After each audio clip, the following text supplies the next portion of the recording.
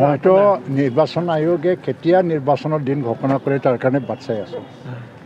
1.5 মাহ আগত মোৰো নাম চৰ্চা আছিল।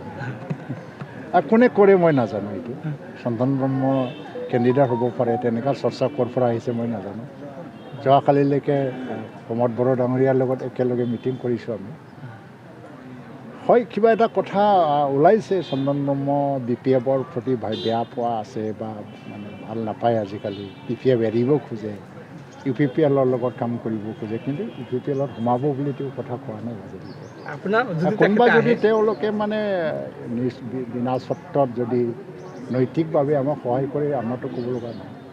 আহিলে আমাৰ এইটো ল'ব নল'ব আৰু কেনেকৈ ল'ব, কিহৰ ভিত্তিত ল'ব, এইবিলাকত নিৰ্ণয় কৰিবৰ কাৰণে সভাপতি আছে আৰু ছিনিয়ৰ লিডাৰ আছে ৰণবীৰা নাৰ্জাৰী, ৰাজু নাৰ্জাৰী। দলত এইটো বিচাৰ বিবেচনা হ'ব আৰু তাৰপিছতে মই ক'ব পাৰিম। মই ক'বলৈ কোনো কৰ্তৃত্ব নাই ইয়াৰ ওপৰত।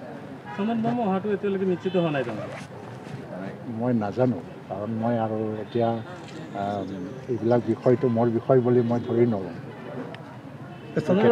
আহিলে আপোনালোকে কোকৰাঝাৰত যে প্ৰাৰ্থিত্ব প্ৰদান কৰাৰ কথা চলিছে, যদি আহে কিমানখিনি লাভ হ'ব বুলি ভাবে?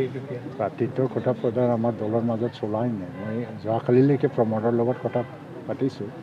এই প্ৰাৰ্থিত্ব দিয়াৰ কথা মই শুনাই নাই, তেওঁ কোৱাও নাই।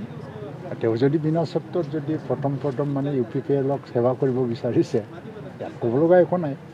কিন্তু মানে প্ৰাৰ্থিত্ব প্ৰদানৰ কথা দলৰ মজিয়াত বা কোনো নেতাবিলাকৰ মাজত আজিলৈকে আলোচনাই হোৱা নাই। মোৰ লগতে আলোচনা হোৱা নাই। যদি হোৱা হ'লে যোৱাকালি ক'লেহেঁতেন। যোৱাকালি আমি থানিৰপুৰত আছিলোঁ।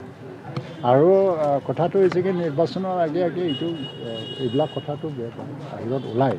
চন্দন ব্ৰহ্ম নিজেই কোৱা নাই UPPLত মানে জইন কৰিম বুলি, কোনোদিন কোৱা নাই। ক'ৰবাত লগ পাইছে, কাৰোবাৰ লগত ব্যক্তিগত আলোচনা কৰিছে, আমাক বেয়া পোৱাৰ কথা কৈছে আৰু লাগিলে UPPLক সহায় কৰিম বুলি কৈছে। সেইবিলাক কথাৰ ওপৰতে আমি দলীয় সিদ্ধান্ত ক'ব নোৱাৰোঁ। যদি চন্দন ব্ৰহ্ম আহে UPPLৰ লাভান্বিত হাইপথেটিকেল এইটো আৰু হাইপথেটিকেল বিষয়ৰ ওপৰত কিমান আলোচনা কৰিম। মানুহ আহিব মানে কিয় লাভ নহ'ব? চন্দন ব্ৰহ্মৰ ভোটটোতো অন্ততঃ এটা হ'লেও আমাৰ প্লাছ হ'ব না।